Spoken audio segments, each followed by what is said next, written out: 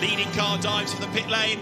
The drivers come up towards the lighting gantry, the 93rd. 24 Hours of Le Mans is underway. The two Cadillacs off the front row of the grid go toe-to-toe up towards turn one. On the inside line, Alabama. On the outside line is Will Stevens. Stevens tries to brave it out on the outside line. He's just got his nose in front. As round the outside as well comes Julian Andlauer in the Porsche.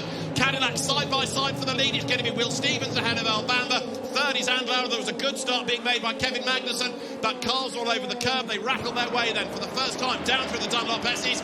Cadillac leads Le Mans. Porsche goes second. The flag is waved from the LMP2 and then the GT3 cars. Aston Martin leading, BMW leading, Ferrari leading, Mercedes-AMG in the LMGT3 class. That's some pretty feisty racing for the first few corners, Graham. Well, it certainly was. I think a bit of contact there in the middle of the pack or towards the back of the pack in Hypercar. One of the Peugeots, I think, involved in that. We'll catch up with that as things settle down in about 25 hours.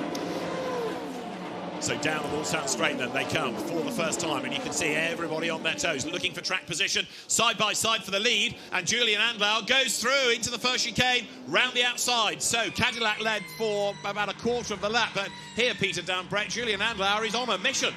I do wonder whether the Cadillacs worked their tyres hard enough on that outlap, because you could see the Porsche visibly side to side really working the tyres, and the Cadillacs were very stationary in a straight line. So side by side, Peter, between the number 8 Toyota and one of the factory Ferraris, with the 83 just behind. So these are cars we do expect to be in the hunts. There goes the 83, looking to make the move, and does so.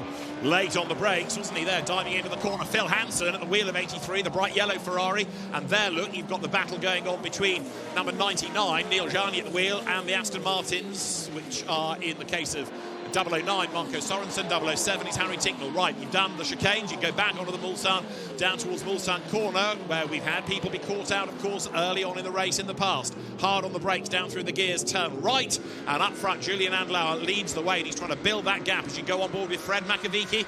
His Alpine then, in the body of the pack in Hypercar, 12 he runs. 5 Porsche trying to pull away. Ferrari side by side with the 15.